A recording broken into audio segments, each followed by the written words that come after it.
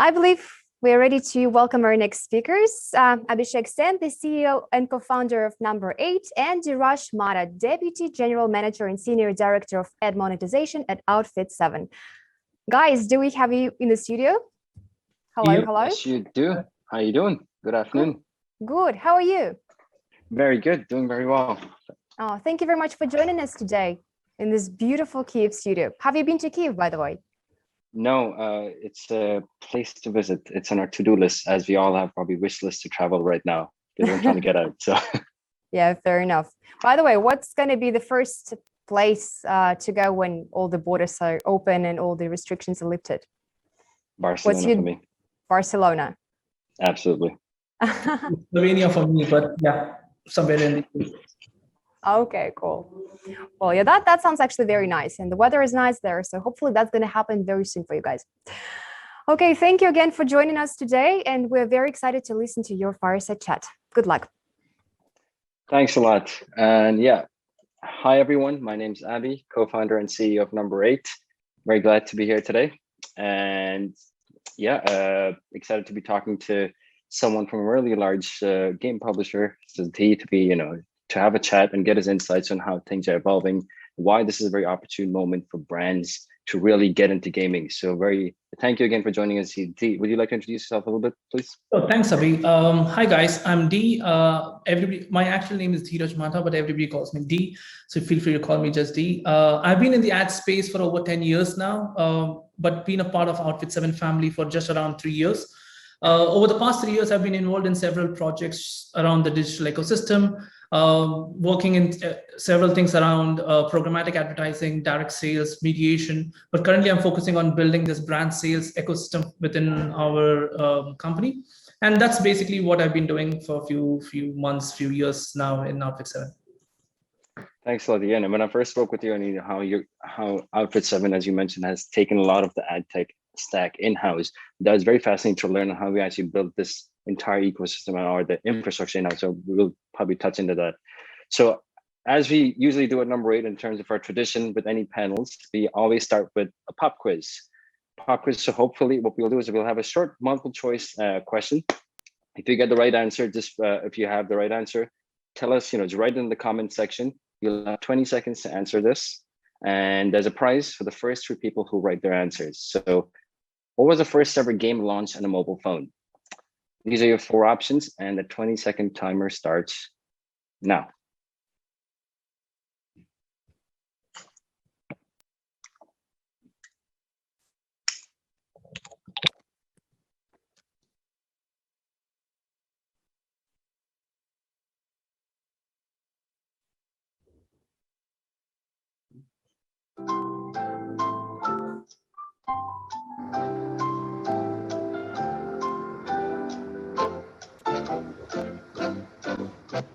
All right, cool. Hopefully you all had a chance to answer A, B, C, or D. Let's get on with the session. So again, we'll dig right into it. D, thanks again for joining. So why should we talk about brands and games today? That's a good question, Abhi. I think the question we should ask is, why shouldn't we talk about brands and games? The obvious answer is more and more users are spending their time on mobile devices these days. And if brands wants to reach to these new demographic of users, they cannot continue advertising on the traditional ways of advertising, like billboards, TV, or traditional media. So they have to embrace the change that the users are embracing themselves. And by talking about it, we will be able to burst any myths around in-app advertising, gaming advertising, and all the complicated things around it, which is technically not that complicated. And the more we talk about it, the more comfortable we can make publishers who want to venture into this brand sales side of things, and also brands who wants to venture into the digital advertising part of gaming side of things, much more easier and smoother. That's at least what I would think about. How would you see this? I think it's interesting to talk about it because one of our teammates and I were just talking about, just because you do ads doesn't mean it has to end up in a really shitty user experience. That's one of the posts we want to run on social media. And that's so gaming is it's a fantastic place because you have very high, as you mentioned, engaged users and players who are really spending time and it's fun. So why wouldn't brands actually take advantage of that opportunity. So I think there's a lot of things to do with multiple placements, etc. So to really deliver an immersive and engaging experience. So I think brands, I think it's a really good opportunity. So yeah, you definitely hit it on the right. Exactly. Like, let me ask you this, right? When was the last time you saw an ad on a web atmosphere or web ecosystem that you actually remember what the ad was about? Yeah, anytime I get asked those, have you watched this ad in the last 15 days? I'm like, No idea. yes, maybe, I don't know.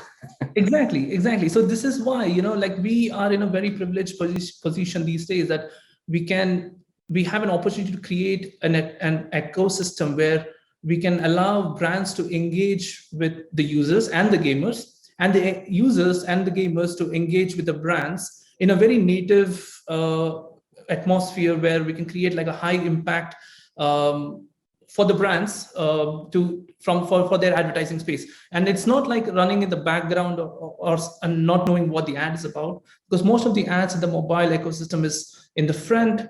People can see what is happening. They have to either engage with it. So it has a much bigger impact. And going back to your first question, why shouldn't we talk about it? This is what we want to try and achieve, create a seamless seamless experience for the brands and the users. And as you said earlier, if it's done right, then it can have a much bigger impact and awareness for everybody. For sure, I mean, Mary Meeker puts out this report every year for the consumer trends, and you see, and it's thinking like recently 4.2 hours for a time we spend in app. I'm not saying that's good or bad, but that is a significant portion of our day we're spending in app, and a significant portion of that is actually going to be in gaming. So I think it's so much more than just a checkbox that, typically brands should really think of it as. And so it's really gone mainstream, and the diversity in audience that you have in terms of who are the actual players, it mimics what a Nike or Reebok or Adidas or I'm just calling out some brand names over here, but then you can think of how diverse gaming as an audience will actually deliver. And also I'd like to say, one thing is post IDFA, what we're seeing is that, I think brand advertising will give a much stabler source of revenue for publishers, given the fluctuations and the risks that we can probably expect to see. So I think that's one different area to look out for. Absolutely. So, you've of course, given your Outfit 7 hat on, you've been in the space for a while. So from, being able to reach out to advertisers, getting the interest, getting the buy-in for your, massive inventory at Outfit 7, what are the challenges that you face when you actually go out and sell your inventory or Outfit 7's games? Generally speaking, if you're a gaming company or an app company who has not geared up towards brand advertising, you might face a lot of challenges. For us, specifically speaking, we've been preparing this for some time now, and we have given this a try a few times in the past, but now this is the first time we are actively pursuing this. And the biggest concern or challenge that we face most of the time is like, we feel that when we start talking to buyers and planners, they have a fragmented impression of what advertising means within in-app, and especially within gaming companies. And the biggest pushback we get is like, they are trying to achieve the exactly same results that they see on the web atmosphere in the app ecosystem. And this is a bit weird, because we have an opportunity to present something unique, something probably better than what is available on the websites. But people want the exact same thing because they're just comfortable with it. They've been so used to it. And we are trying our best to educate them and tell them that this is something different, something much more immersive, and something we would like to push towards. And that's why, like, talking to you guys more and partners like yourself who have been working with us on developing the tools and techniques to help publishers like Outfit 7 and others achieve or get closer to the goal. Definitely. But this is like my experience working for Outfit 7 specifically. But you've been working in the ad tech space and been working with other publishers at the same time. So how do you see other publishers are dealing with, or what challenges they are facing when talking to agencies and advertisers? Yeah, that's a very good point. So when we engage, so we are members of IAB UK and IAB Tech Lab, as probably a lot of people on this call, or like a lot of publishers, especially in gaming. And gaming is very interesting because there's a difference in, because in the inventory, brands are looking to target people in a specific way, in terms of, they think of audiences, they think of audience buys. But from a gaming perspective, what is actually being sold from a targeting option perspective, it's not the same language. So brand wants to reach fitness enthusiasts, runners, joggers, people who can buy and use their brand services and products. But as a game, if your inventory is telling you app category, the brand's not speaking the same language. The brand's not buying casual gamers. The brand doesn't even understand. Brands typically, from my understanding, is it's a checkbox on the DSP side. Yeah, maybe gaming, but then what's behind that? What's under the hood? And that's a big challenge that we've seen. That's what we're trying to do. And because gaming still remains a mystery. And that's why I think even with IAB UK, there's a lot of sessions on how do you actually inform or educate brands on what is the actual opportunity and who are these gamers. So that's quite a challenge, I would say. And one thing we've seen is that maybe that's an observation. We've had some feedback is hyper casual games might not be well suited for brand advertising because again, it's a very high churn gaming environment. If the game is going to last for, let's say, a long period of time, then you have more opportunity to build an audience. But if it's just performance, you click to download and that's it. But if you want to build an engaging, immersive experience, which is a significant portion of games out there, it's a fantastic opportunity, I think. Yeah, absolutely. And I think, brands themselves face this as a challenge, as you rightly mentioned, it's a mystery, right? So when you think about the biggest challenges that advertisers face, and now I'm talking about from their perspective, like how advertisers see things, there is a bit of lack of education in certain ways that they don't understand the gaming atmosphere or ecosystem as it's a mystery. But at the same time, they need to, there are only very few successful brands out there in the gaming side of things who are able to talk to agencies and actually close some deals because of hyper casual becoming so quick to churn people in and out. You cannot really build a sustainable brand business out of it. But Outfit 7 has been in a very privileged position. And when we started talking to agencies, initially we thought it would be a really hard task. But you can see maybe in one of the slides, if you just scroll through, we noticed that quite a few top agencies have started focusing on their gaming divisions. So they established unique gaming divisions to focus on entertainment and gaming. So for example, Publicis started Publicis Play, Dentsu started with D Games. So these agencies are understanding the importance of the value of users who are engaging with the gaming content, and they want to try and attract them. And it's part of our job as publishers and a part of the job of the ad tech industry itself to make it as easy and smooth for them to make it happen, I just had this slide over here for you. I think you. Yeah. So and basically what happened is when we started looking into the opportunities around how we can bring brands and mobile together, we had to go back to the drawing board and think, how can we make this happen? So one of the things we did is we opened our games to some innovative and interactive ad experiences. So from this example that you can see here, when you put Tom to sleep, so Tom is it's a Tamagotchi app. So it's a virtual pet and you're playing with Tom. He gets tired and you put him to sleep. And when you put him to sleep, he starts dreaming. And in the dream, you can put an ad, which can be a static image, or you can put a video of a new movie that is coming up, for example. And this creates a huge engagement and a buzz for the brands. And this is the kind of experience I'm talking about. So if you compare this to an experience that you see in the web world versus when you're within the game, it has a completely different experience as a user. Absolutely. Absolutely. And what do brands get? So we also came up with another unique format. We call it as mini game, but it's like a puzzle game where you as a user is interacting with a brand and you're putting the puzzle pieces together. And once the puzzle pieces are put together, you see this, hey, congratulations, you have completed. But at the back of it is an ad, right? And this gives an opportunity for users to engage with the content and is a real true example of driving high engagement. So for example, this format drives more than 1 minute of engagement from the user. And I'm being diplomatic here, but it's about 2.5 minutes sometimes. And this is some of the unique formats we as a company have come up with to encourage brands to come into gaming and not have them to experience something really complicated. It's a very simple way of doing it. People enjoy playing with it and brands enjoy engaging with our users as well.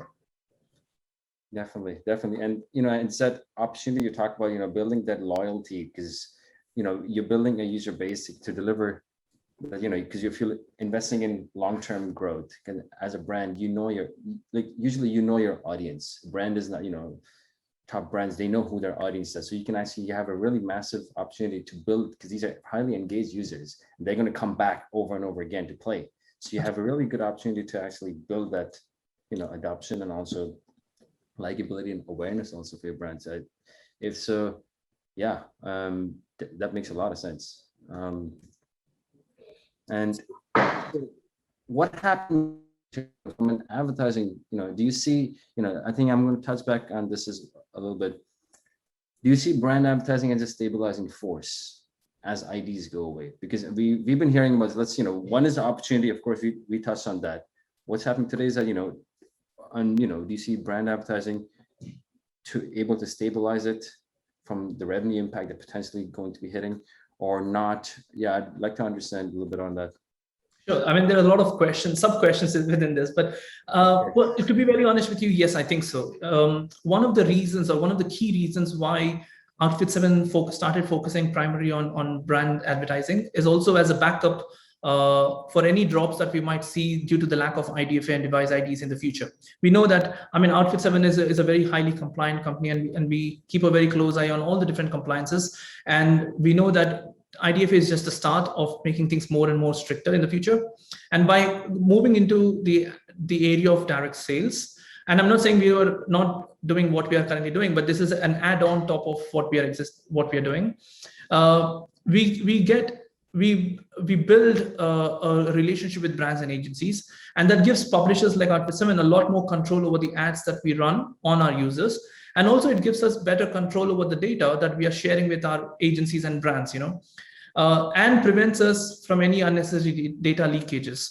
And this is one of the key reasons, irrespective of how IDFA is going to make the ecosystem change in the future. Just working with brands gives us more control over the user experience that we show to our users, but also what data we are sharing with our third-party partners that we are working with. Especially, if you can tap into the first-party data that you have and the importance of that. And I think that leads itself very well to the next part is, a lot of companies have this issue. A lot of publishers would have an issue with, all right, first, how do I build up my data strategy? First party, what is this? And it'd be great to understand briefly, how y'all have approached it to a certain degree. So first party data is your USP, it's your unique selling point. And this is what makes you different from others. And this is why first party data is really, really important. And who best knows your users than yourself, right? And this is our approach to what our first party data means. And going back to the question you asked, how do publishers who do not have any idea about first party data can build the first party data strategy, right? Start small. You don't have to make it complicated. It is not complicated. You just have to think about what do brands really want? What are they asking for?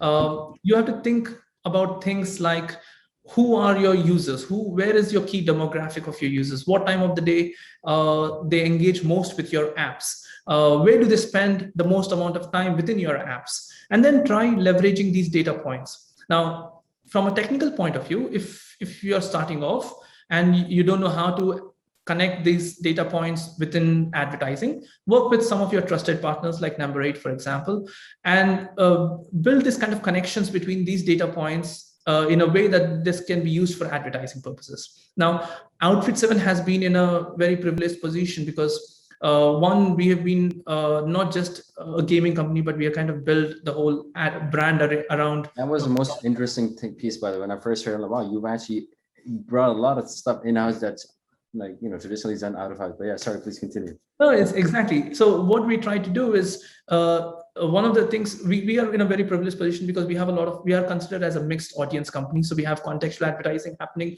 where we don't touch any data, but then users we consider as adults. We have our first party data. We've been trying to leverage this as much as possible, but it's unfortunately from my experience, there's no sophisticated way to enrich this. And one of the reasons behind this is that the ad tech was never involved or invested to support some of these things in the digital or in the app atmosphere or ecosystem, because this was never asked for. But some of these things are changing now. I mean, few companies like yourself, for example, who have started understanding the importance of first party data and brand advertising and trying to connect them and building tools to help publishers leverage this. This is quite new, and I'm quite glad this is happening.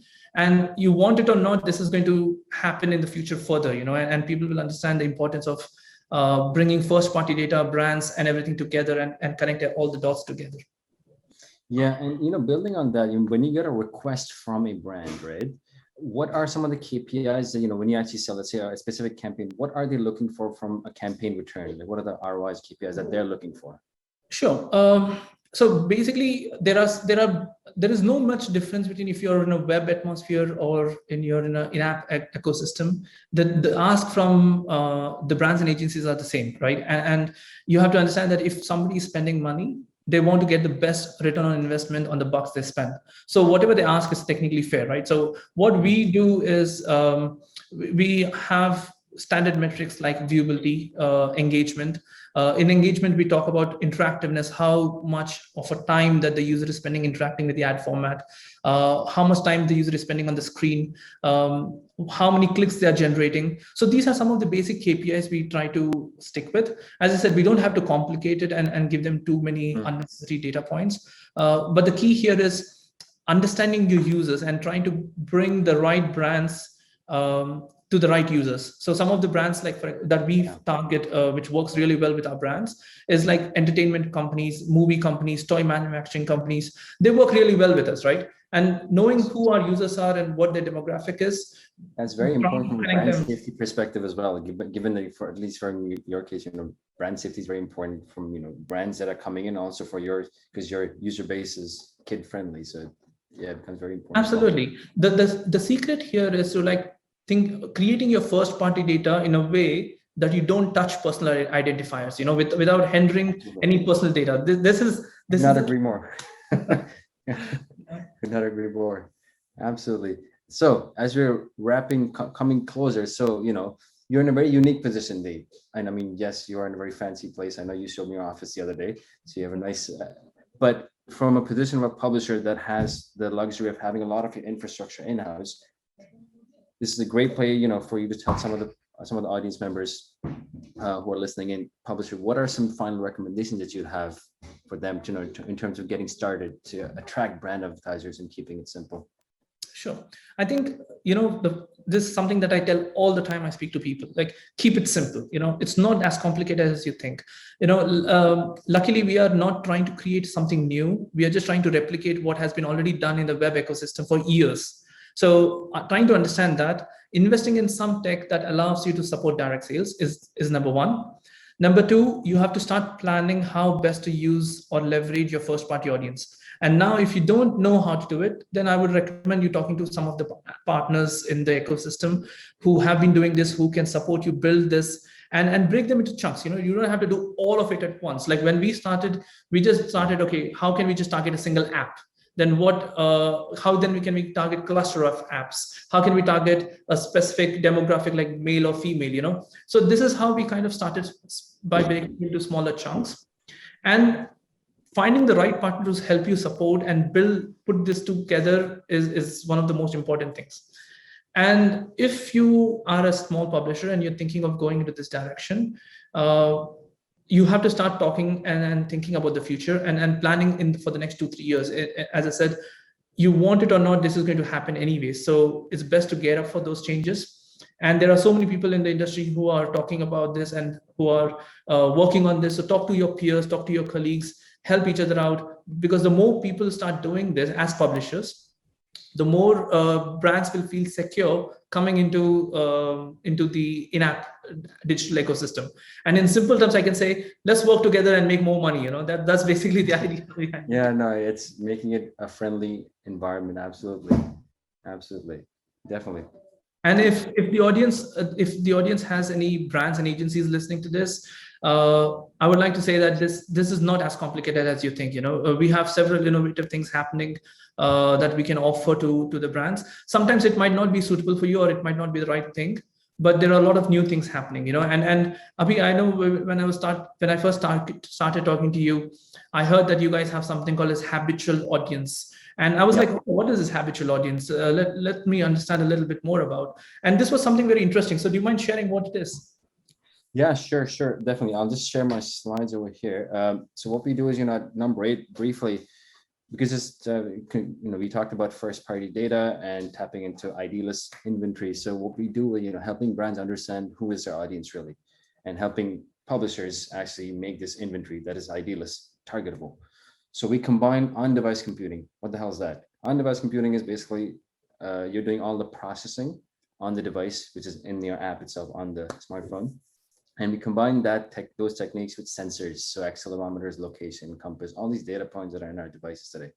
We blend these two to give us these targeting capabilities that are either in the moment, which we call live context. So you know what, this specific user is running, commuting, shopping while they're playing a game, or based on specific habits of when they're actually playing a game, you have ID-less audiences.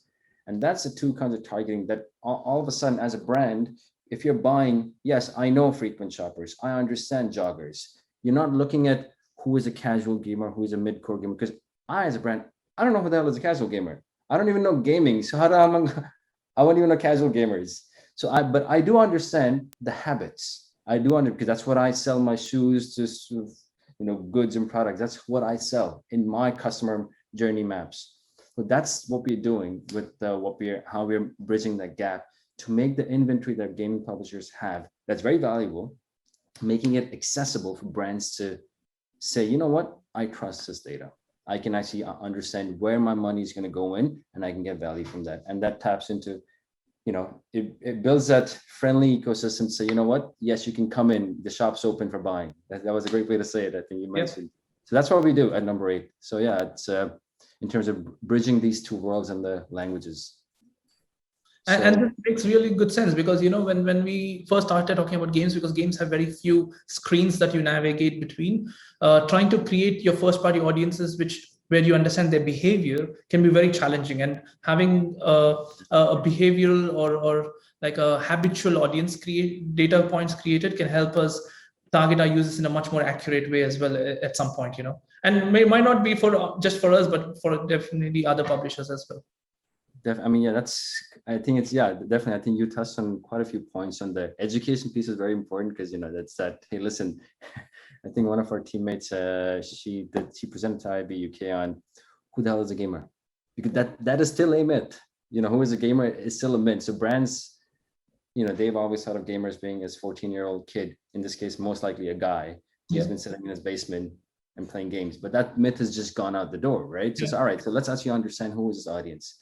And then, of course, you're making your inventory more targetable and accessible. So yeah, thank you so much for your tips. I hope a lot of publishers who are on this channel, they learned a lot, because I was very fascinated when I first learned about how you built up that tech ecosystem or infrastructure in-house at Outfit 7. So that was pretty fascinating. So if anyone wants to reach out to me, Abhishek at NumberEight.ai, and Dheeraj, his email is right there, Dheeraj.matta@outfit7.com.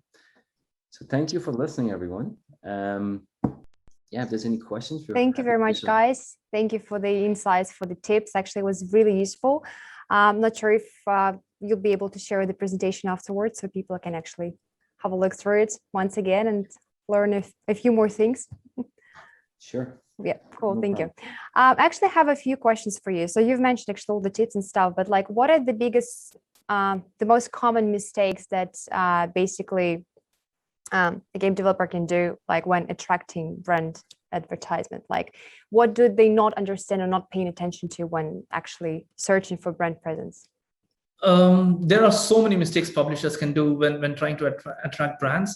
The first thing I would say is stop selling. It's not about trying to get your money. I mean, ultimately that's the goal, but ideally you have to understand what your client really wants. So when I go into a meeting with a brand, I try to understand what their KPIs and goals are and how we can meet them. And there are some instances where we may not be able to meet them. And then I can say, hey, you know what? I know a publisher who can actually do this. Maybe you should talk to them. And then I introduce them to the other publisher. But if I can help them meet them, it's a lot more smoother conversation from there on. And then the second most common mistake I see people make is they just overcomplicate things. I remember when we first started and we got a proposal for a pitch, we created like a 35 deck slides to try to convince the client that this is the best way of advertising with an app, and it doesn't have to be so complicated because it is not so complicated. So you just have to simplify some things, and it is a lot more smoother journey if you want to be. Thank you. And in terms of communication, because obviously, like for example, when developers and publishers are communicating, there is always this the question of freedom of when you can trust and not your partner, or you should maybe push your idea and stuff. Like, how does it work with in between them two? Like, if you're a game publisher, for example, you're working with a brand, how do you find this balance in between? If it makes sense. I'm not fully sure if I understand, but let me attempt to answer this. I think the trust part comes when you are comfortable working with third-party companies who can validate your inventory. And this is where we as a company, for example, Outfit7 is very open to asking our clients to use any validation tool to validate the inventory they're buying, to make sure that they're happy with what they're buying, right? And then rather than saying just work with Outfit7 and trust our first-party data, we can say to them, hey, why don't you work with NumberEight and see what they have and validate our data? And that way, an independent third-party company helps them validate what they're buying, hence building the overall trust. And the next thing is, I think the whole community around gaming publishers is so close and so small that we can always depend on each other. So if you come up with a problem, you always go and talk to the people who are already doing it.